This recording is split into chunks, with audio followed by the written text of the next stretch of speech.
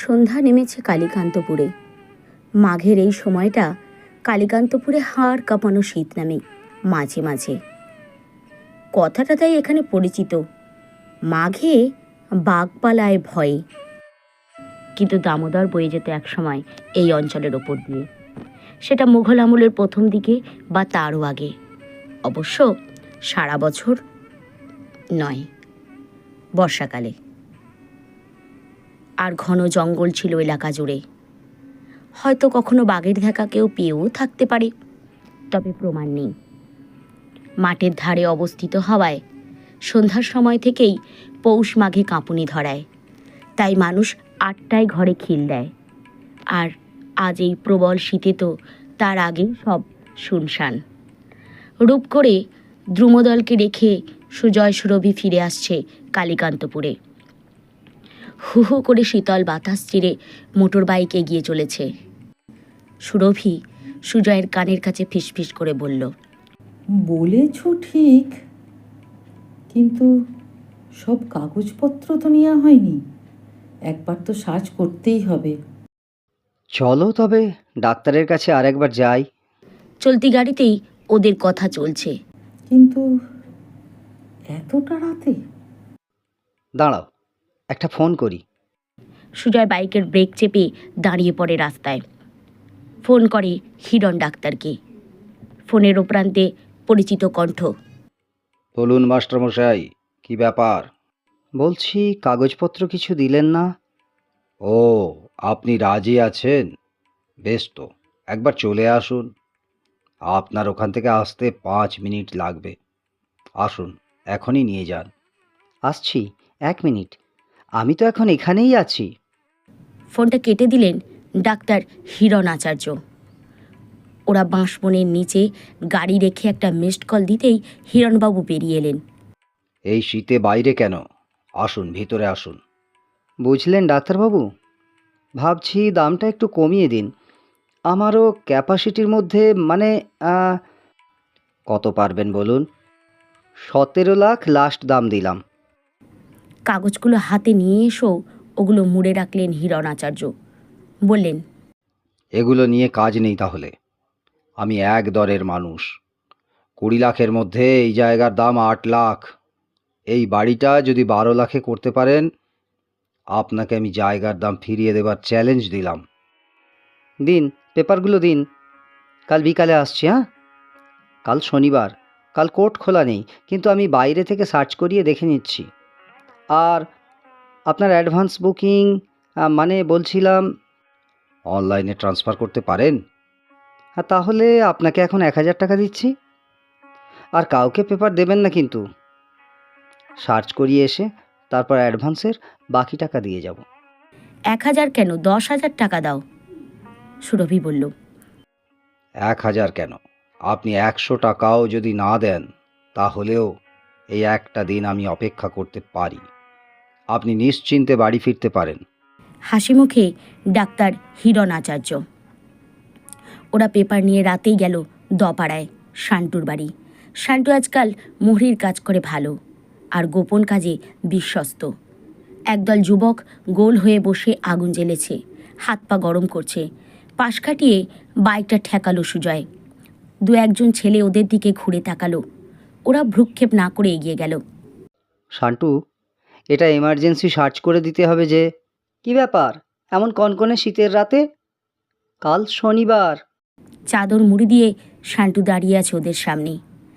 জানি, official search করতে সোমবার বিকেল পর্যন্ত লাগবেই। তুই একটা নেট সার্চ করে দে। সুজয় কাঁধ ঝাঁকিয়ে বলল, ঠিক আছে, কাল সকাল 10টায় আয়। কাগজপত্র ধরিয়ে দিয়ে সুজয় বলল, দাঁড়া, ফটো তুলে নিই একটা। আমার কাছে আর কপি নেই। ফটাফট ফটো তুলে নিয়ে শান্টুর হাতে কাগজ ধরে দিয়ে ওরা বাড়ির পথে। কালীকান্তপুরে এসে ওরা যখন থামলো, তখন ক্লাবে ছেলেরা খিচুড়ি বসিয়েছে। বড় মাস্টার, চলবে নাকি? ভূত ডাক দেয়। চলতে পারে, তবে অল্প। সুজয়ের সহাস্যে জবাব। তাহলে চলে এসো ঝপ করে। ভূত হাঁড়িতে খুন্তি নাড়তে নাড়তে বলে, চাঁদা কত? হ্যাঁ, এমন সময় চাঁদা, এসো তো, চাঁদা ছাড়া এমন ফিস্টি ছাড়া যায়? সুরভিকে আর কষ্ট করে রুটি করতে হবে না। সুরভিকে বাড়িতে নামিয়ে দিয়ে কৌটো হাতে হাজির সুজয় মাস্টার। আমি ঘরে গিয়ে খাবো। হ্যাঁ, এতে দিয়ে দে। কৌটো হাতে সুজয় বলল, আমরা ঠান্ডায় জমে কাবু, আর তুমি বৌদিকে নিয়ে ঘরে বসে খাবে? আয়েশ করো আর কি। সহাস্যে পাশ থেকে টিপ্পনি কাটল বাবলু। সেটাও তো লাইসেন্স চাই। লাইসেন্স কর, তোকে কে বারণ করেছে? উড়িয়ে দেয় সুজয়। কৌটো ভরে খিচুড়ি নিয়ে এসে ঘরে দুজনে খেয়ে রাতের রজনীগন্ধার সুবাস নিতে লাগলো সুজয় সুরভি। কারো পৌষ মাস, কারো সর্বনাশ, প্রবাদটা প্রচলিত আছে। কেন সেটা পাঠকরা বলতে পারেন। আজ রাতে ওদের ঘুম আদৌ হবে তো? ঘুমাতে পারলে ভালো, আমাদের কৌতূহল বাড়ছে। পাঠকের কৌতূহল নিবারণ করতে অপেক্ষা করতেই হবে কাল সকাল পর্যন্ত।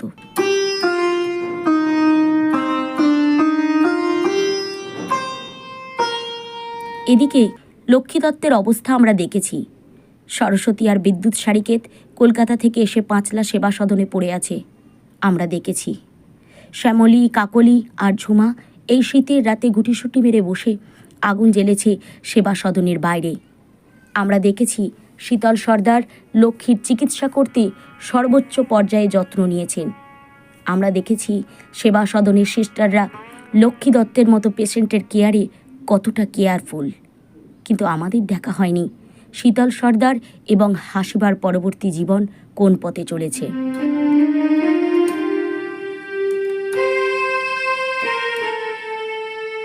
রাত তখন বেশি হয়নি।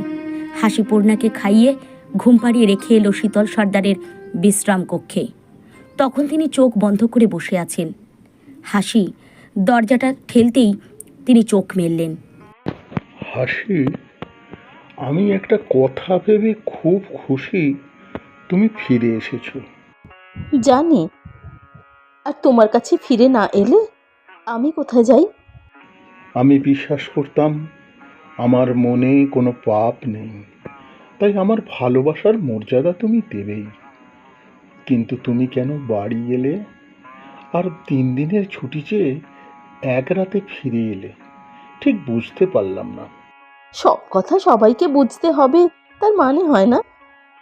তবে এইটুকু জেনে রাখো, আমার সবচেয়ে বড় শিক্ষক এবং গুরুজনের কাছেই গিয়েছিলাম। তোমার মায়ের কাছে? ঠিক তাই।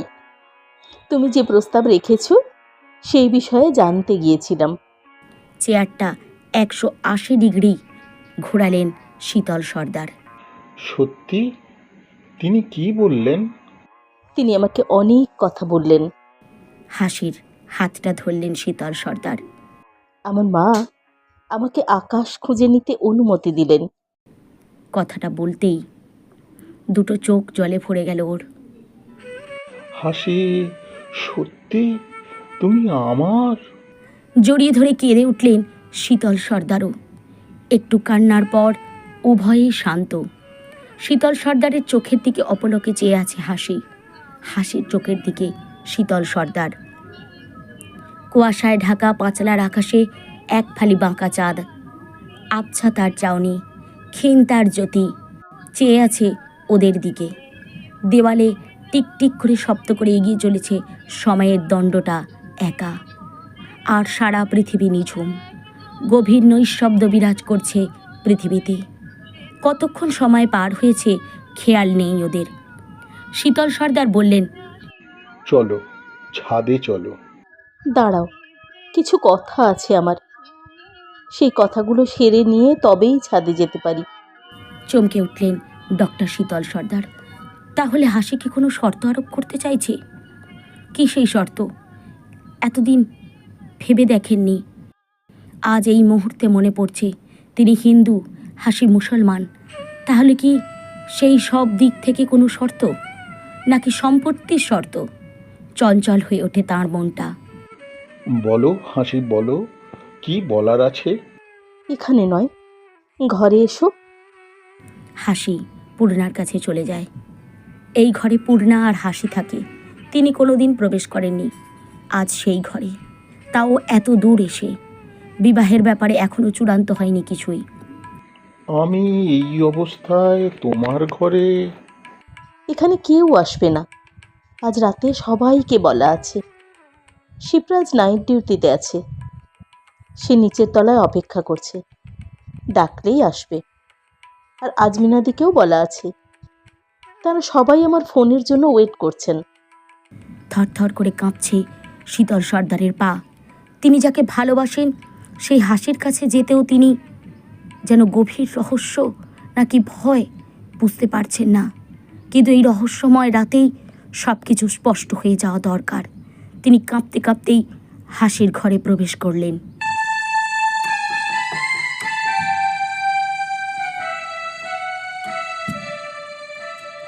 একটু অপেক্ষা করো, তোমার ওয়েটিং রুমে অথবা তোমার ঘরে, আমি ডাকছি তোমাকে। বলেই হাসি দরজা বন্ধ করে দেয়। 15 মিনিট পরে ডাক পড়ল। হাসি যতদিন আছে পূর্ণাকে নিয়ে ততদিন এই ঘরে রাত্রিবাস করে ওরা দুজনে। আজ এই ঘরে 3 জন এবং সেই তৃতীয় জন তিনি নিজে।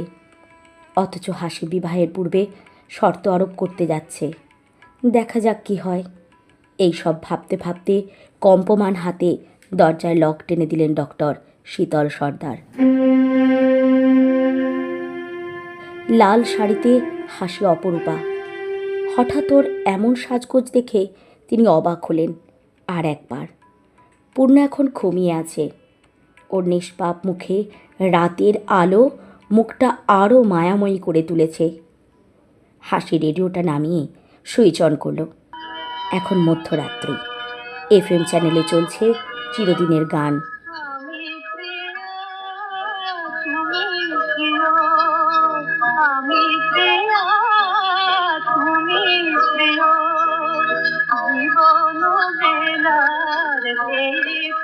সন্ধ্যা মুখোপাধ্যায়ের কণ্ঠে গানে গানে হাসি তার মনের কথা বলছে যেন। হাসি নিজেও অবাক হয়ে গেল, এই গানটাই এই সময়ে বাজছে।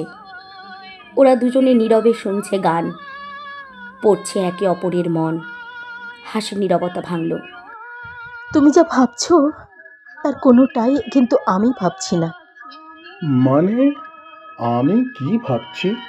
তুমি আমার সবচেয়ে বড় সম্পদ, আর কিছুই চাই না। তুমি আমার আকাশ।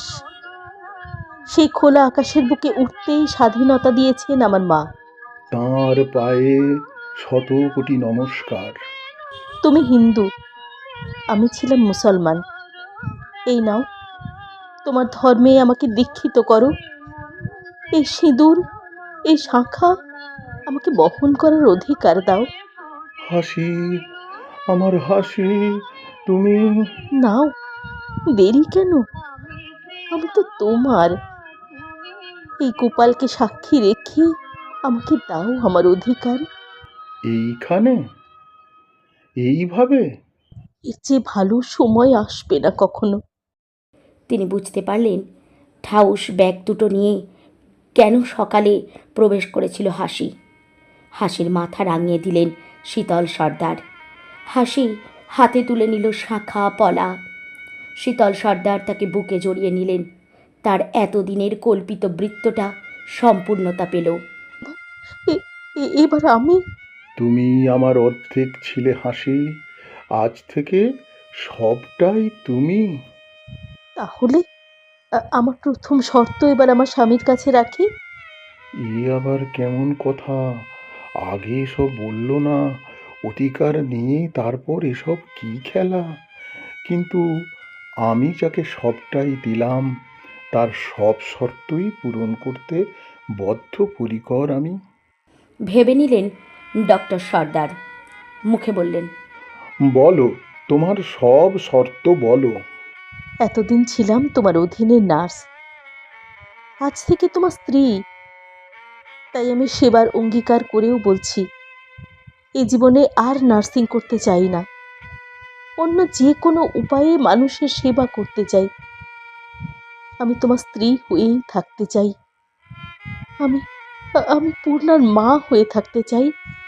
এই কথা আমি তো ভাবলাম তোমার ইচ্ছা, কিন্তু কেন সেটা বলবে না? তুমি তোমার পেশায় থাকবে, আমি তোমার স্ত্রী হয়েই যা যা করতে হয় সব করতে পারি, শুধু এই একটা কাজ ছাড়া। তাছাড়া এমন একটা সময় আসবে যখন তুমি নিজেই এর কারণ বুঝতে পারবে। তোমার ইচ্ছা, আমার বাধা থাকবে কেন? আর আর কিছু নয়, এবার তোমার ইচ্ছা। আর তুমি যে বললে ওরা অপেক্ষা করছে, ডাকলেই আসবে, ওদের কখন ডাকবে? কুয়াশার চাদর ভেদ করে যখন সূর্য উঠবে পূর্ব আকাশ রাঙিয়ে, তখন ওদের ডাকবো। সেই সময়টুকু তোমার বুকে মাথা রেখে ঘুমোতে চাই। এসো। ডক্টর শীতল সর্দার বহু প্রতীক্ষিত ক্ষণটি সমাগত দেখে বুকে নিলেন হাসিকে। লাইটটা অফ করে ব্লু নাইট ল্যাম্প অন করলেন। রেডিওতে তখন হেমন্ত মুখোপাধ্যায় সুর ধরেছেন। ও বাতাস আঁখি মেলো না, ও আকাশ প্রদীপ জেলো না। মাঘের রোদ্দুর, কুয়াশা না থাকলে একটু সকাল সকাল দেখা দেয়। আজ শনিবার, কুয়াশা অল্প আছে। তাকে সরিয়ে সূর্যদেব উঠতে খুব বেশি দেরি করেননি। নারকেল পাতার ফাঁক দিয়ে 3 রশ্মি ছড়িয়ে দিতেই হাসি উঠে জাগিয়ে তুলল স্বামীকে। ফোন করলো নিচের তলায়। শিপ্রা এবং আজমিনাদি এলেন ওপরে। পূর্ণাকে কোলে তুলে নিয়ে হাসি দাঁড়ায় শীতল সর্দারের পাশে। আজ থেকে এটাই আমাদের পরিচয়। আজমিনাদি, আপনাকে আপনাকে একটা প্রণাম করি। বলেই হাসি প্রণাম করলো আজমিনাদিকে। তিনি তো কাঠ হয়ে দাঁড়িয়ে রইলেন। শিপ্রা, তারপর শিপ্রাকে প্রণাম করতে যেতেই সে সরে গিয়ে বলল, আপনি আমার মনিব পত্নী, আমি এই পাপ বলতে পারি? বয়সে তুমি বড়, তাই তোমার কাছে মাথা নত করতে আমার লজ্জা নয়, অহংকার। বলো শিপ্রা, কেমন লাগছে? দিদি, দিদি আপনি বলুন। ওরা হাসতে হাসতে সবাই একসঙ্গে দোতলায় কনফারেন্স রুমে আসে। হসপিটালের সকল কর্মচারী একে একে এসে শুভেচ্ছা জানিয়ে যায়। ডক্টর সর্দার সকলের জন্য সন্ধ্যায় ডিনার পার্টির ঘোষণা করলেন।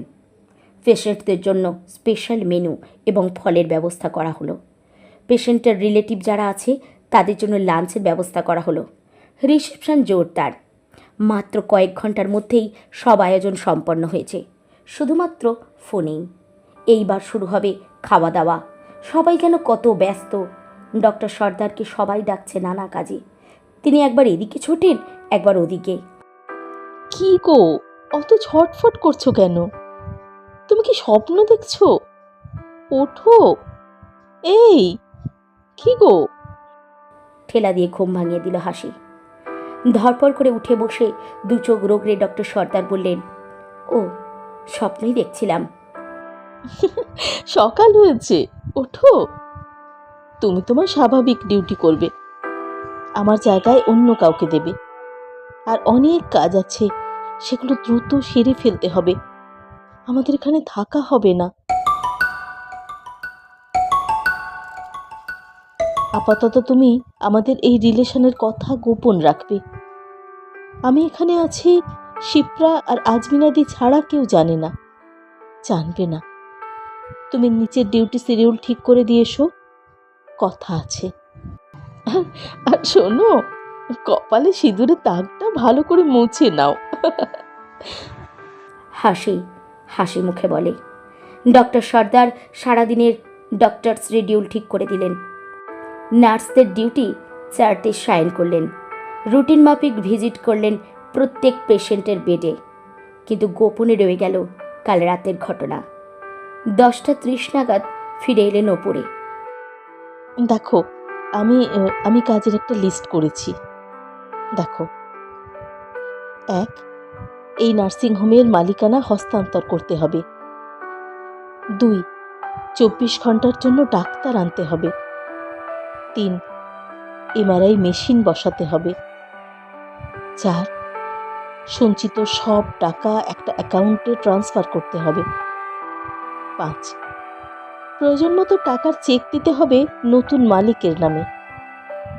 6, আজমিনাদি এবং শিপ্রা যেন জীবনে কখনো অভাবে না পড়ে সেই ব্যবস্থা করতে হবে।